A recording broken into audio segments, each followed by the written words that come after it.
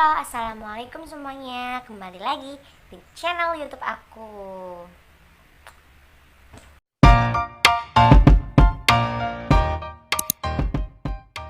Jadi, ini adalah video kesekian kalinya di YouTube aku, bukan yang pertama lagi.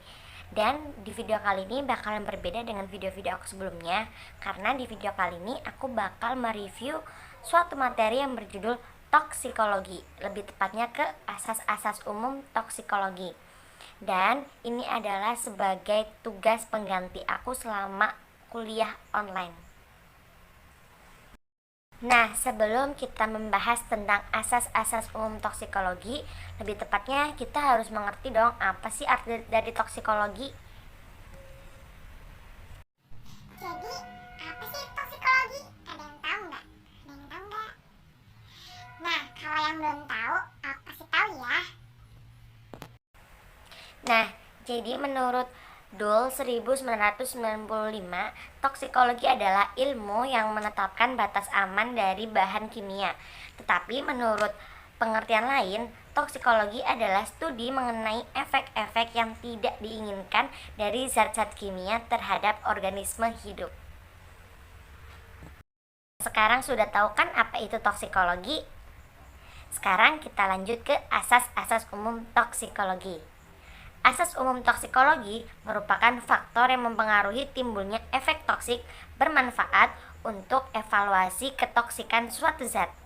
Dan asas umum toksikologi itu dibagi menjadi 4. Nah, jadi yang pertama itu adalah kondisi efek toksik, mekanisme efek toksik, wujud efek toksik, dan sifat efek toksik. Nah, sekarang kita ke yang pertama, yaitu kondisi efek toksik. Dimana kondisi efek toksik itu yang pertama dilihat dari sifat fisika kimia racunnya, kemudian kondisi pemejaan dan kerentanan, kemudian melanjutkan ke efektifan ADME atau absorpsi, distribusi, metabolisme, dan ekskresi. Kemudian lanjut ke keberadaan racun di tempat aksi, lalu muncullah sebuah efek toksik. Nah, yang dimaksud dengan efek toksik adalah berbagai keadaan atau faktor yang dapat mempengaruhi keefektifan absorpsi, distribusi, dan eliminasi zat beracun di dalam tubuh, sehingga akan menentukan keberadaan zat kimia utuh atau metabolitnya dalam sel sasaran serta toksisitasnya. Selain itu, termasuk pula dalam kondisi efek toksik ialah kondisi subjek atau makhluk hidup, meliputi keadaan fisiologi, misalnya berat badan, umur, suhu tubuh, status gizi, kehamilan, jenis kelamin, dan lain-lain. Termasuk pula keadaan patologi, misalnya penyakit saluran cerna, kardiovaskuler, hati, dan ginjal. Sekarang kita lanjut ke yang kedua, yaitu mekanisme efek toksik. Di sini mekanisme efek toksik dibagi menjadi 3. Yang pertama, mekanisme aksi berdasarkan sifat dan tempat kejadian. Yang kedua, mekanisme aksi berdasarkan sifat aksi antara racun dengan tempat aksinya. Yang ketiga, mekanisme berdasarkan risiko penumpukan racun dalam gudang penyimpanan tubuh. Pada dasarnya, setelah zat beracun masuk ke dalam tubuh, suatu ketika dapat berdistribusi sampai ke cairan ekstrasel atau intrasel. Karena itu berdasarkan atas sifat dan tempat kejadiannya. Mekanisme aksi toksik zat kimia dibagi menjadi 2, yakni mekanisme luka intrasel atau mekanisme secara langsung atau disebut juga primer, dan juga mekanisme ekstrasel atau tak langsung atau juga disebut sekunder. Nah, sekarang kita masuk ke wujud efek toksik. Wujud efek toksik di sini dibagi menjadi 3 perubahan, yaitu perubahan biokimia, perubahan fungsional, dan perubahan struktural. Dari ketiga perubahan tersebut, terdapat contohnya masing-masing. Untuk contoh perubahan biokimia adalah sianida menghambat transport elektron sehingga menghambat respirasi sel dan gangguan pasok energi. Untuk contoh perubahan fungsional adalah insektisida organofosfat malaysian menyebabkan kejangnya otot-otot pernafasan sebagai akibat penumpukan asetilkolin yang berlebihan karena hambatan terhadap enzim asetilkolinesterase. Selanjutnya contoh perubahan struktural, yaitu tetrasiklin dapat menyebabkan terjadinya perlemakan hati aflatoksin dan dapat menyebabkan nekrosis hati. Selanjutnya yaitu sifat efek toksik. Sifat efek toksik dibagi menjadi dua, yaitu efek toksik terbalikan dan efek toksik tak terbalikan. Dari kedua-keduanya itu mempunyai cirinya masing-masing.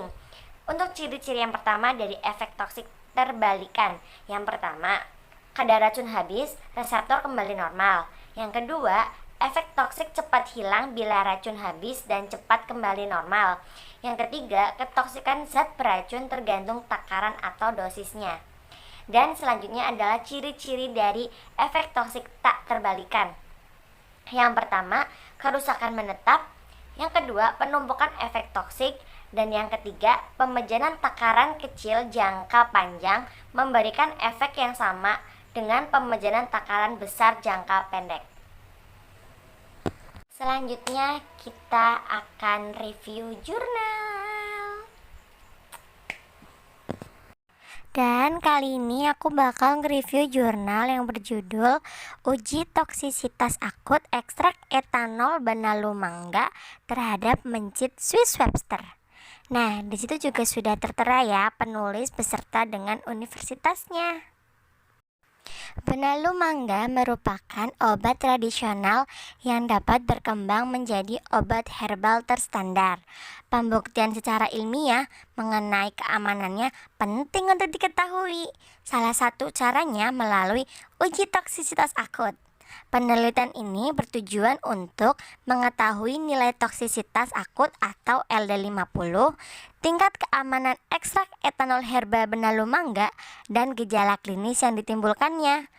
Hasil screening farmakologi menunjukkan bahwa ekstrak etanol herba benalu mangga menimbulkan pengaruh pada sistem syaraf pusat, yaitu menurunkan efek retablismen dan gelantung pada mencit jantan, serta memberikan efek katalepsi pada mencit betina.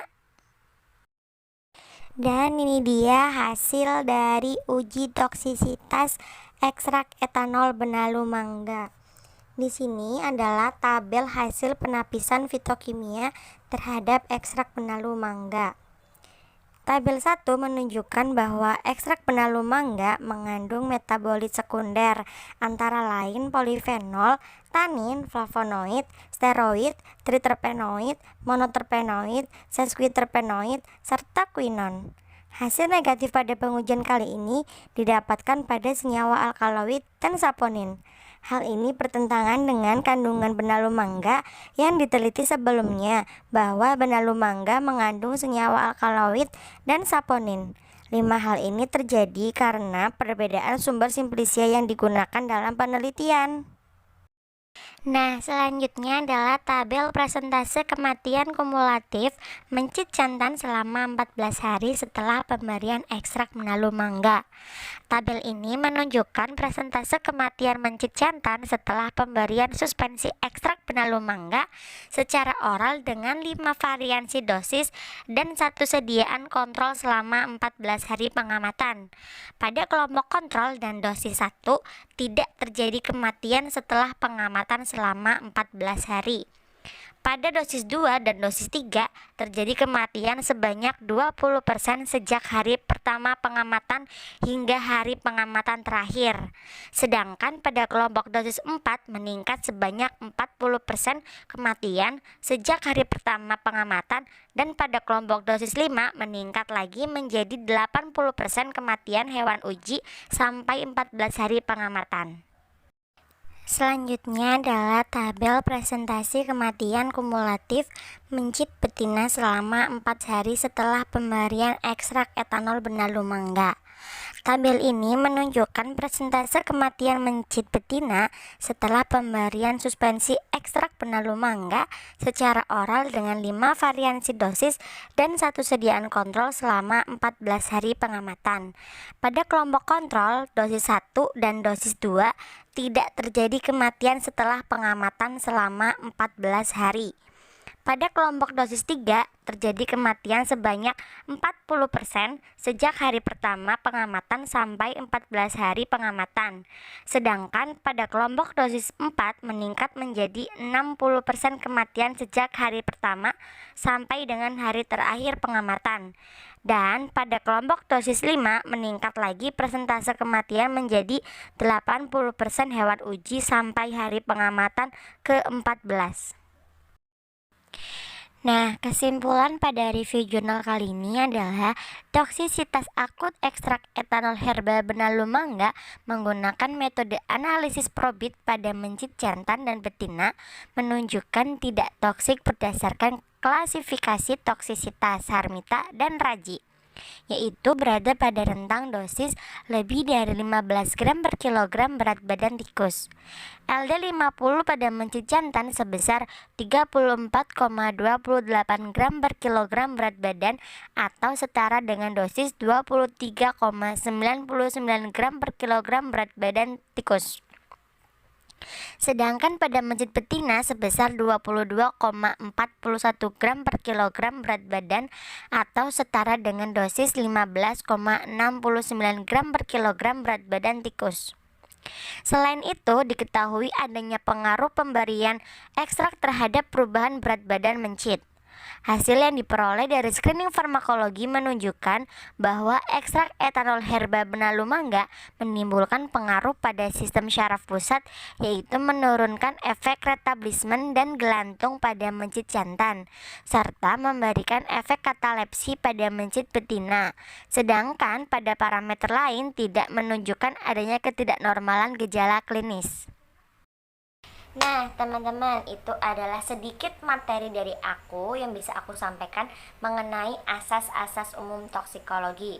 Maaf ya kalau belum bisa lengkap atau masih kurang atau apa, mohon dimaafkan karena masih sama-sama belajar. Dan buat teman-teman, makasih ya yang udah nonton video aku dari awal sampai akhir video ini. Semoga kalian terhibur dengan video aku. Dan jangan lupa untuk subscribe, karena subscribe itu gratis. Subscribe itu gratis, guys. Nah, dan jangan lupa untuk like, komen, dan share ke semua sosial media kalian atau ke teman-teman kalian atau kerabat kalian agar kerabat kalian, teman-teman kalian semuanya bisa menonton video aku. So, terima kasih teman-teman. Dadah. Assalamualaikum warahmatullahi wabarakatuh. Terima kasih yang sudah nonton video aku. Jangan lupa klik tombol subscribe bagi yang belum. Dan jangan lupa like, comment, and share ke seluruh sosial media kalian.